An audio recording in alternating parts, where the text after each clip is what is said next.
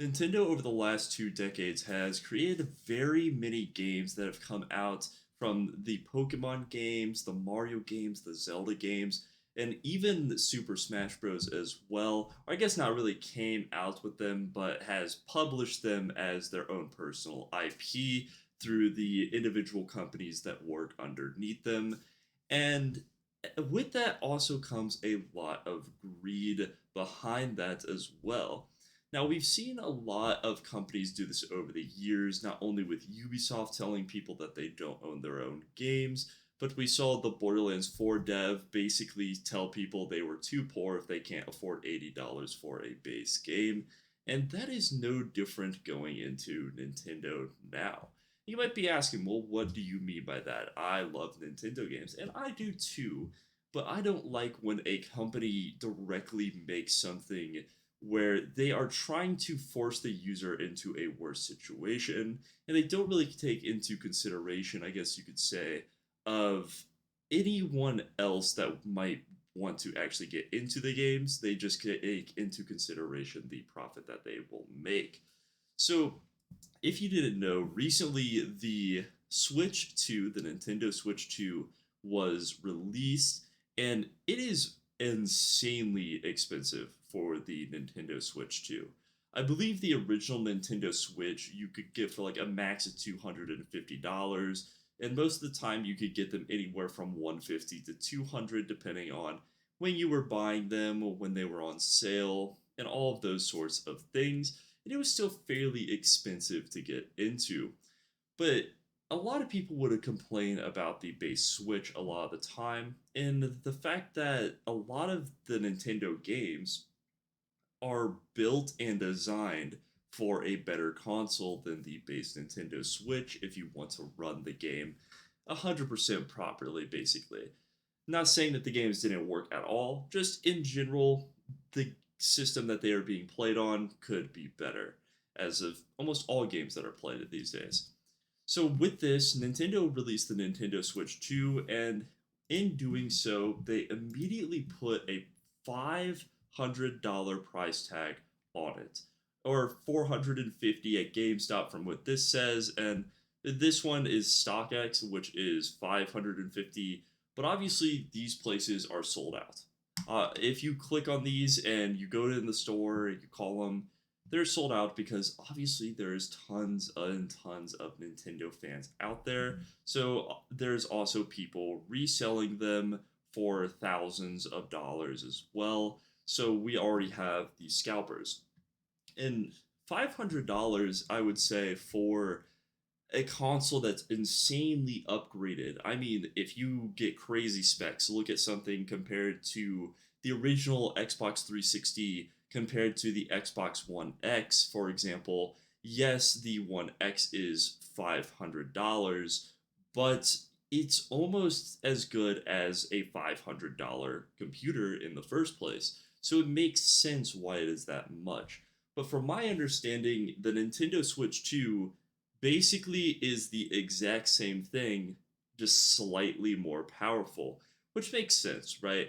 For anything that is handheld like this, there isn't a lot of power you can really put into it without sacrificing basically more and more money.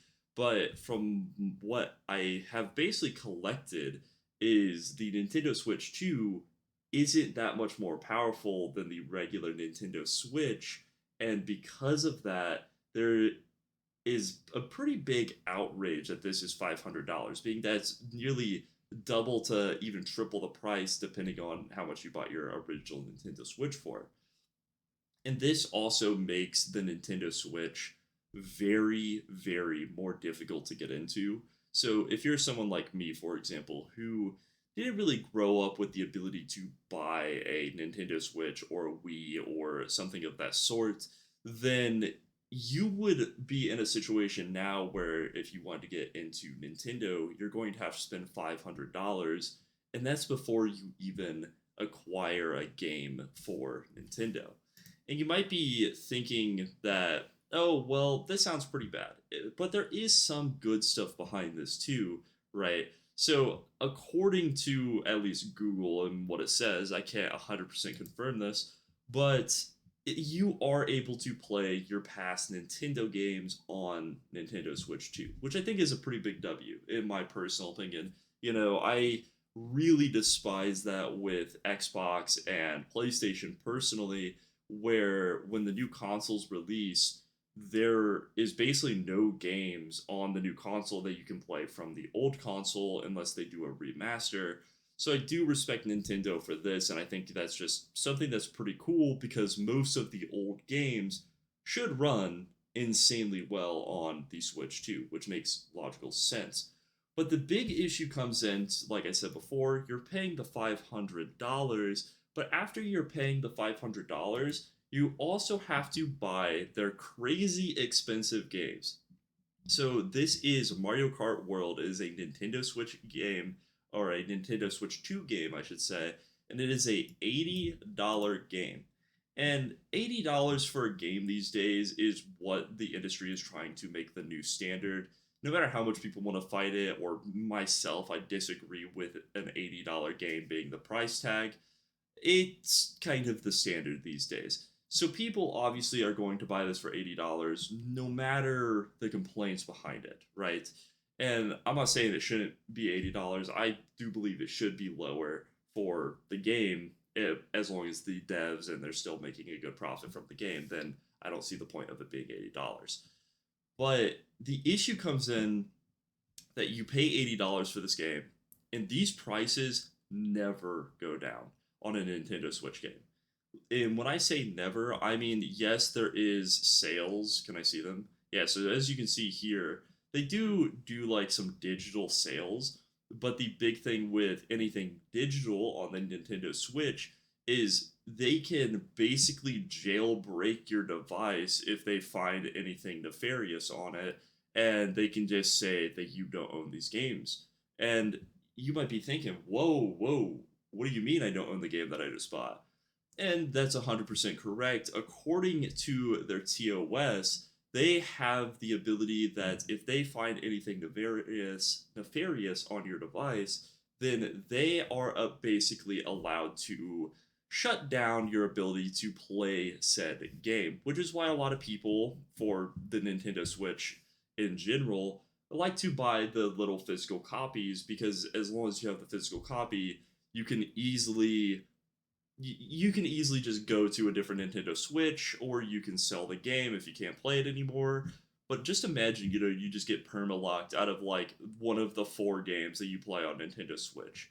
Because almost everybody that I've talked to personally who plays a Nintendo Switch, like my brother included, when they play a Nintendo game, they're usually only playing 4 or 5 games. So my brother will play like he'll play the Pokemon games, right? And he loves playing the Pokemon games. But we've never played like Mario Kart together. We've never played Super Smash Bros. Together. Where one of my friends that owns a Nintendo Switch, he only plays Super Smash Bros. And then one of my other friends, he only plays Mario Kart. So there's a lot of people who buy a Switch for one game. And that kind of goes back to the fact that there's a $500 price tag. So I'm going to basically spend $500 on something so I can buy Mario Kart, and this can sit in like my living room. So that way, when I want to play Mario Kart once a year, then I can play Mario Kart. And it just is kind of crazy to think about in that way. Because when you have like a $200 system, right? A $200 system is like, okay, it's not that big of a deal, but you're basically asking people at a $500 markup, anything really above, I would say 350, you're kind of asking people to break their bank account a little bit. You're asking them to dip into the cookie jar, I guess you could say, to, buy your system, which if it's something they really love, I'm not going to fault anybody for it. But this is mainly for the people like me who I'm not in love with the Nintendo Switch. It's just like it would be cool to have one. I just don't want to spend $500 for a Nintendo Switch and then also have to spend a bunch of money for all the games as well, in my personal opinion. And on top of that, like not owning your games after spending $500, and then also spending probably another $300 to buy the games is just crazy. Like at that point, at the point where you're going to have to come in this as a base user and you've never had a Switch in your entire life, then why not just buy like a low end gaming computer, right? And I get like there is the base like the Mario games and stuff like that, but if they have the ability to where you can't play the game you want to, like if you want to like let's say add mods or something and they look down upon that but you're not playing online, right, and then they jail lock you out of the game, that's crazy, especially after spending $500. Like I get it, like if you're cheating in Mario Kart, you get banned and they don't let you play Mario Kart anymore. Okay, fine. But I'm not talking about that. I'm talking about the guy who plays like Pokemon solo and he puts in a mod so he can get a legendary Pokemon. Yeah, I'm talking about that guy or something like that. And then this also goes into their TOS basically. I had to look this up separately because I couldn't find like these videos are terrible explaining like really what it goes into.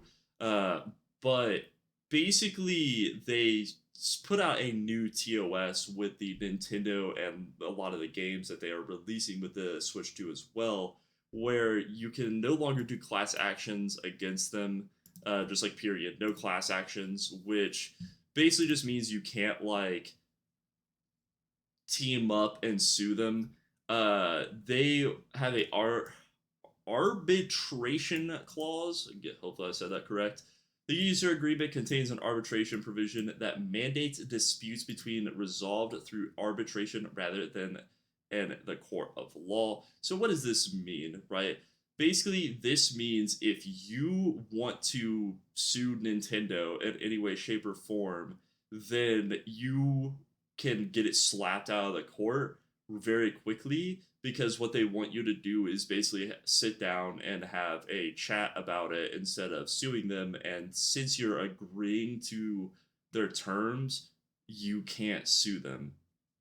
Very similar, I guess, what you could say is this is kind of similar to the thing that happened at Disney a while back, where the I don't remember exactly what happened, but I remember what happened in the court. So basically, this couple tried to sue Disney in court, and Disney brought up the fact that they had a Disney Plus subscription from like 2 years ago, and because they signed the agreement from 2 years ago, that means that they're not allowed to sue Disney in court because it was in the like their TOS for Disney Plus, and that's a part of Disney. Yeah, so it's just something that's like absolutely ridiculous. And they have more stuff on this too, obviously. So opt out. You have a 30-day opt out period from arbitration agreement, but this opt out must be sent in a writing in Nintendo of America. So what they want you to do is basically, if you want to opt out of this agreement that they force you to sign, by the way, to play their games on the Switch 2, what they want you to do is to send them a handwritten letter to their headquarters for them to read. Like, what is this? Genuinely, what is this? This is like an agreement that like a pyramid scheme would get you on. Like this is the type of agreement that Planet Fitness has where when you want to cancel your membership, you have to sit and send in like a written apology for the fact that you want to like not go to their gym anymore. It's just such a gross thing to put in your TOS. Not only can you not sue them if like anything happens, so let's say I'm not talking about like the stuff that people sue for randomly in America, like, oh, I couldn't use the toilet paper in the game that I was playing to like wipe with outside of. I'm not talking about stuff like that. I'm talking about like your Nintendo Switch, snapping in half after it burst into flames. Not saying that's what they do, just saying in general, in GTA.